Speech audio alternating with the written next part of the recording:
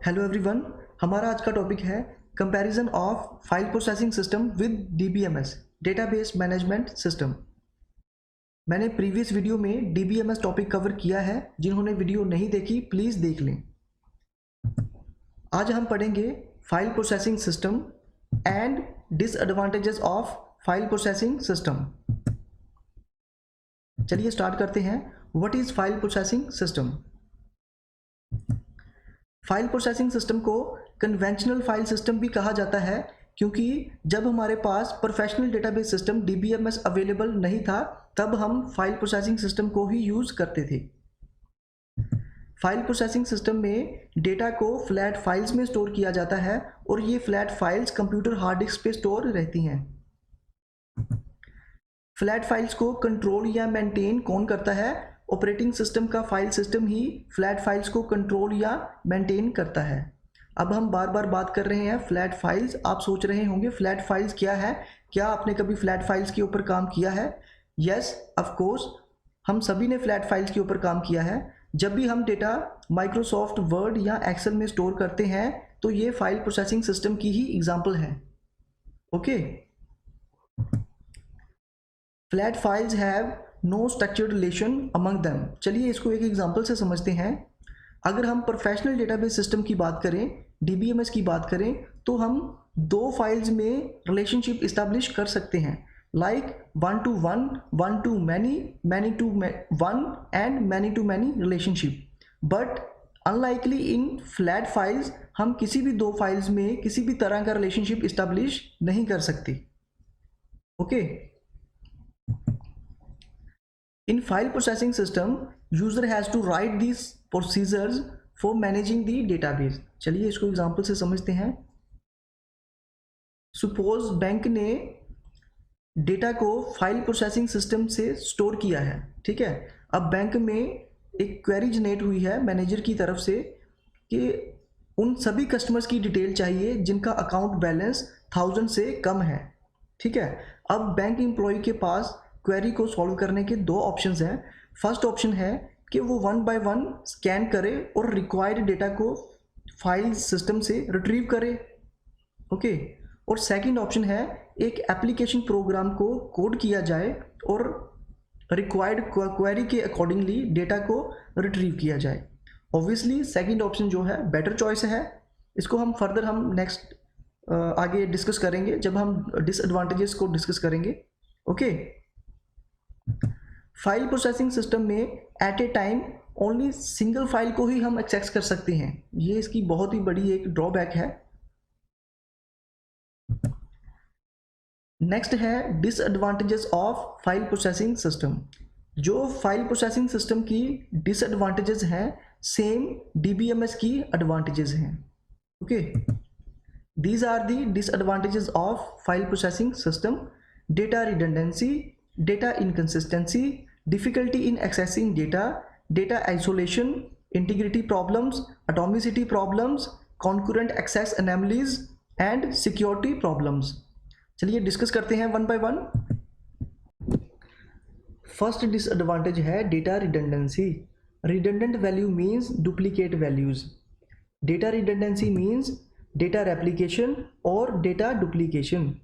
It means जब same information different files में present हो, सेम इंफॉर्मेशन डिफरेंट फाइल्स में रेप्लिकेटेड हो, डुप्लीकेटेड वैल्यूज डिफरेंट फाइल में एग्जिस्ट कर रही हो, इसको कहते हैं data redundancy, okay.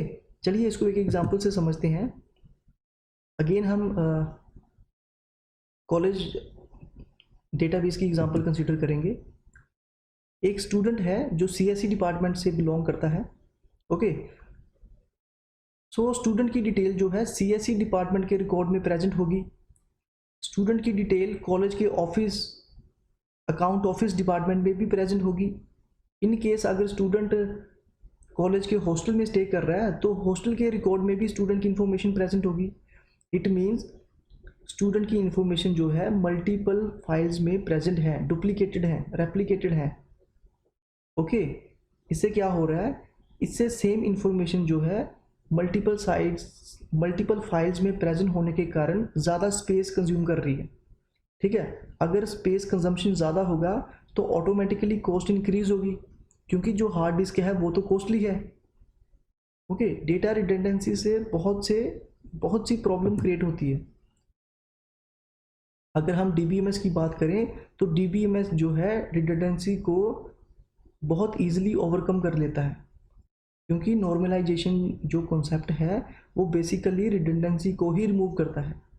Okay, data redundancy से बहुत सी प्रॉब्लम क्रिएट होती है, जैसे कि data inconsistency. What is data inconsistency? Different copies of the same data in several places may no longer carrying the same details. चलिए इसको एक एग्जांपल से समझते हैं। सेम एग्जांपल को हम कैरी फॉरवर्ड करेंगे। सपोज अब स्टूडेंट ने अपना मोबाइल नंबर चेंज कर लिया है और उसने अपनी ये अपडेटेड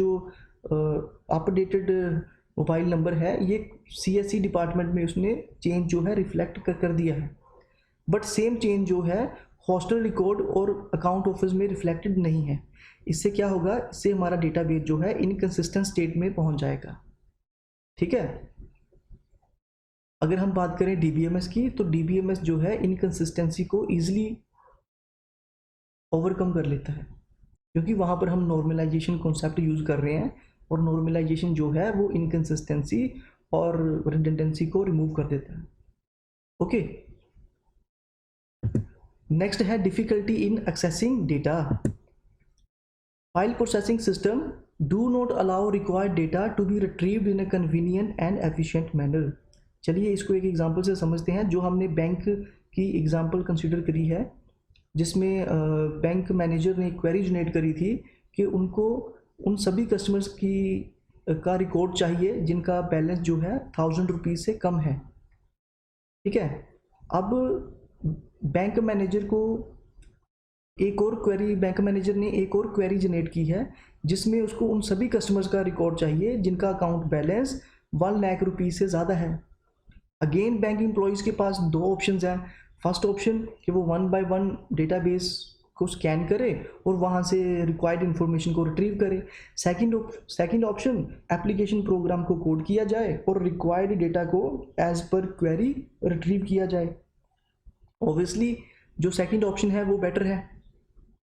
ओके, तो ऐसा भी तो पॉसिबल है कि अगेन बैंक मैनेजर ने एक नई क्वेरी जनरेट कर दी है, तो अब बैंक एम्प्लॉय क्या करेगा? अगर तो उस query related application program available होगा तो ईजिली डेटा रिट्रीव हो जाएगा, बट अगर क्वेरी रिलेटेड हमारे पास एप्लीकेशन प्रोग्राम अवेलेबल नहीं है तो फिर से हमें क्या करना पड़ेगा?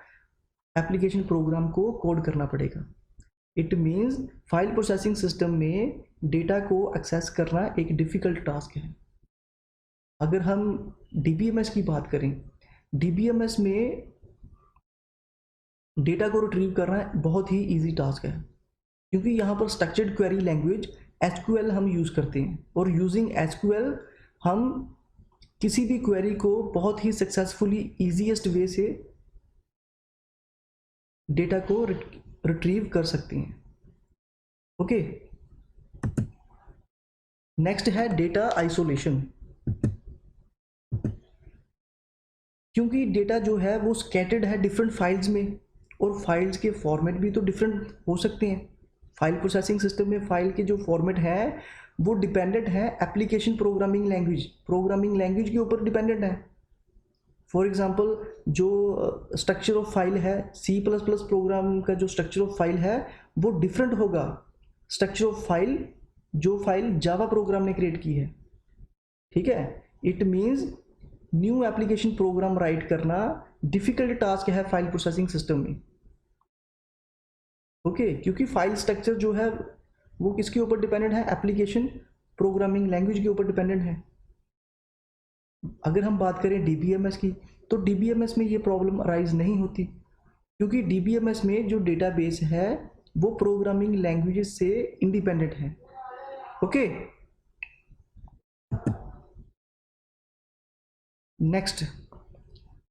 नेक्स्ट डिसएडवांटेज है इंटीग्रिटी प्रॉब्लम। इंटीग्रिटी प्रॉब्लम्स, चलिए इसको समझते हैं एक एग्जांपल से। Last year state bank of India ने एक कंस्ट्रेंट इन्फोर्स किया है अपने डेटाबेस पे कि जिस भी कस्टमर का अकाउंट बैलेंस 3000 से रुपीज़ से कम होगा उसको मंथली चार्ज किया जाएगा और उसके अकाउंट से कुछ पैसे डिडक्ट किए जाएंगे। ऐसे मल्टीपल कंस्ट्रेंट जो है हम डीबीएमएस में ईजिली इंप्लीमेंट कर सकते हैं। बट अगर हम बात करें फाइल प्रोसेसिंग सिस्टम की, जब हम फाइल प्रोसेसिंग सिस्टम में न्यू कंस्ट्रेंट्स ऐड करते हैं then it becomes difficult to change the programs to enforce them. Okay, ये जो प्रॉब्लम है ये फाइल प्रोसेसिंग सिस्टम में एग्जिस्ट करती है, इसको फाइल प्रोसेसिंग सिस्टम से रिमूव नहीं किया जा सकता। ओके, नेक्स्ट है atomicity problems. What is atomicity problem, समझते हैं इसको। Either all operations of the transaction are reflected properly in the database और नन आर। इसका क्या मतलब है? इट मीन्स या तो सारे के सारे operations in a transaction perform होने चाहिए या कोई भी नहीं। इसको एक एग्जांपल से मैं समझाता हूँ। सपोज करो मैंने बिल पेमेंट करनी है अपने अकाउंट से। अभी ये जो ट्रांजैक्शन है बिल पेमेंट की, it consist of two processes. First process में क्या होगा, मेरे अकाउंट से पैसे डिडक्ट होंगे, ओके, और जिसको मैंने पेमेंट करनी है उसके अकाउंट में सेकंड प्रोसेस में क्रेडिट कर दिए जाएंगे। मैंने ट्रांजैक्शन स्टार्ट कर दी, ओके, फर्स्ट प्रोसेस जो है सक्सेसफुली एग्जीक्यूट हो गया, मतलब मेरे अकाउंट से पैसे डिडक्ट हो गए। जब सेकंड प्रोसेस कंटिन्यू कर रहा था एग्जीक्यूशन, किसी कारण से सेकंड प्रोसेस जो है वो कंप्लीट नहीं हुआ सक्सेसफुली, वो बीच में फेल हो गया। इट मीन्स मेरे अकाउंट से पैसे डिडक्ट हो चुके हैं बट जिसको मैंने पेमेंट करनी है उसके अकाउंट में पैसे क्रेडिट नहीं हुए। अभी ये तो मनी का लॉस हो गया ना, ये तो ठीक नहीं हुआ, है ना। तो अकॉर्डिंग टू एटॉमिसिटी प्रॉब्लम, या तो ये दोनों प्रोसेसेस सक्सेसफुली कंप्लीट होने चाहिए थे या फिर दोनों में से कोई भी कंप्लीट नहीं होता। ओके, अगर हम एटॉमिसिटी को फॉलो कर रहे हैं, जैसे डीबीएमएस में एटॉमिसिटी को ध्यान में रखा जाता है, वहां पर ये जो ट्रांजैक्शन है ये रिवर्ट कर दी जाएगी। मीन्स जो मेरे अकाउंट से पैसे डिडक्ट हुए हैं वो वापस क्रेडिट कर दिए जाएंगे। ओके, डीबीएमएस में ये प्रॉब्लम एग्जिस्ट नहीं करती। डीबीएमएस इस प्रॉब्लम को सक्सेसफुली ओवरकम करता है, बट फाइल प्रोसेसिंग सिस्टम में ये प्रॉब्लम एग्जिस्ट करती है।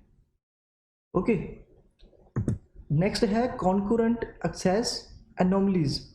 अब ये क्या है कॉन्करेंट एक्सेस एनोमलीज? जैसे कि हमने फाइल प्रोसेसिंग सिस्टम की इंट्रोडक्शन में मैंने बताया है कि फाइल प्रोसेसिंग सिस्टम में हम एट ए टाइम एक ही फाइल को एक्सेस कर सकते हैं। ये बहुत बड़ी ड्रॉबैक है।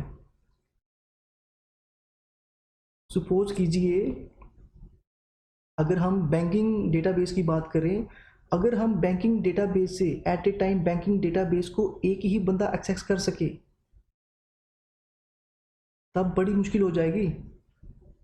जैसे बैंक ने डिफरेंट डिफरेंट लोकेशंस पर एटीएम मशीन को इंस्टॉल किया है, बट अगर फाइल प्रोसेसिंग सिस्टम है मींस एट ए टाइम एक ही बंदा डेटाबेस को एक्सेस कर सकता है, ठीक है। इट मींस ये तो पॉसिबल ही नहीं होगा कि पैसे डिडक्ट करवाना, एटीएम से पैसे निकालना, क्योंकि पहले at a time server busy रहेगा, ठीक है। बट ये जो प्रॉब्लम है ये डीबीएमएस में एग्जिस्ट नहीं करती। डीबीएमएस में कॉन्करेंट प्रोसेसेस को एग्जीक्यूट सक्सेसफुली किया जा सकता है, इसीलिए पॉसिबल है हम बैंकिंग डेटाबेस को सक्सेसफुली मल्टीपल लोकेशन से हम एक्सेस कर रहे हैं, ठीक है। जैसे आप बात कर लीजिए ऑनलाइन टिकट बुकिंग सिस्टम की, ठीक है। ऑनलाइन टिकट बुकिंग सिस्टम में मल्टीपल यूज़र्स जो हैं वो साइमल्टेनियसली टिकट बुकिंग के लिए डेटाबेस को एक्सेस कर रहे हैं और जो सीट्स वेकेंट हैं वो अलॉट कर दी जाती हैं, ठीक है। और ये इतना कॉम्प्लेक्स ऑपरेशन है फिर भी ये सक्सेसफुली डीबीएमएस इसको एग्जीक्यूट कर रहा है। कभी भी ऐसा नहीं होता कि सेम टिकट दो यूजर्स को अलॉट कर दी जाए, है ना। तो ये कॉन्करेंट जो एक्सेस है, डीबीएमएस जो है इसको सक्सेसफुली एग्जीक्यूट कर रहा है, बट फाइल प्रोसेसिंग सिस्टम में ये चीज़ पॉसिबल नहीं है। अगर ये फाइल प्रोसेसिंग सिस्टम से हमारा बैंकिंग सिस्टम चल रहा होता तो सोचो क्या होता। Okay, what is concurrent access anomalies? To allow the multiple users to access the data concurrently. It causes several complications with the consistency of the database in conventional file processing system. Okay, आपको समझ में आ गया होगा what is concurrent access और ये क्यों file processing system में possible नहीं है। नेक्स्ट है security problems. Not every user of the database system should be able to access all the data. It means जो डेटाबेस है वो सभी यूजर्स को एक्सेसिबल नहीं होना चाहिए। ठीक है, अगर हम फाइल प्रोसेसिंग की बात करें तो फाइल प्रोसेसिंग सिस्टम में ऐसी परमिशंस जो है इन्फोर्समेंट करना, सिक्योरिटी मेजर्स इन्फोर्समेंट करना एक डिफ़िकल्ट टास्क है। ठीक है, बट अगर हम बात करें डीबीएमएस में तो हम बहुत ही ईजिली सिक्योरिटीज़ जो हैं इम्प्लीमेंट कर सकते हैं। जैसे कि आप बात कीजिए फेसबुक पेज की। फेसबुक पेज में जब आप लॉगिन करते हैं तो फेसबुक के डेटाबेस में से जो आपके अकाउंट के रेलिवेंट डेटा है वही डेटा एक्सेसिबल है आपको। ठीक है, आप अपने अकाउंट से किसी और के डेटाबेस में चेंजेस नहीं कर सकते क्योंकि आपको एक्सेसिबल ही नहीं है। अगर हम बात करें आप कॉलेज की, तो जो स्टूडेंट्स हैं वो यूनिवर्सिटी डेटाबेस को एक्सेस कर रहे हैं सिर्फ अपना रिजल्ट स्टेटस देखने के लिए। ठीक है, वो सिर्फ उसको रीड कर रहे हैं। ठीक है, उनको परमिशन नहीं है उसके ऊपर अपडेट्स परफॉर्म करने की, वो अपना रिजल्ट स्टेटस चेंज नहीं कर सकती। तो इस तरह की वेरियस परमिशंस हैं कि कौन सा यूज़र जो है उसको डेटाबेस एक्सेस करने की किस लेवल तक परमिशन है। ठीक है, अगर हम ऑनलाइन बुकिंग सिस्टम की बात करें, टिकट बुकिंग सिस्टम की, तो हम जब टिकट बुकिंग सिस्टम अगर रेलवे की बात कर लें तो रेलवे में हम टिकट बुक करवा रहे हैं। ठीक है, टिकट बुक हम इंफॉर्मेशन रीड कर रहे हैं और उस बेसिस पर हमें हमारी टिकट बुक की जा रही है, बट हम रेलवेज का होल डेटाबेस को एक्सेस नहीं कर सकते। ठीक है, हम उसमें कोई भी अपडेट परफॉर्म नहीं कर सकते क्योंकि रिस्ट्रिक्शंस लगाई गई हैं डीबीएमएस द्वारा।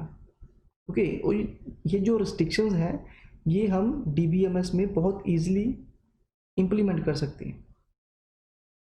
ओके, होप सो आज का लेक्चर आपको समझ में आ गया होगा।